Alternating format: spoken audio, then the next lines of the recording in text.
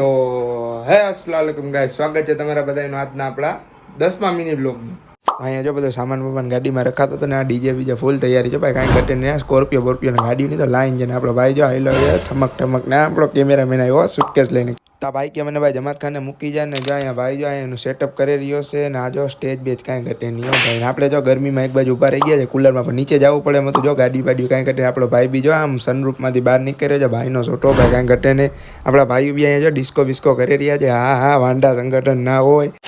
વરાજાના બાપા અહીંયા હો ભાઈ પૈસા ફૂલ ઉડાડી રહ્યા છે. એ આ કાંઈ ઘટે નહીં હો ભાઈ. ફટાકડા બટાકડા ને ફૂલ મોજ કાંઈ ઘટે નહીં હો ભાઈ. ભાઈઓની મોજ આ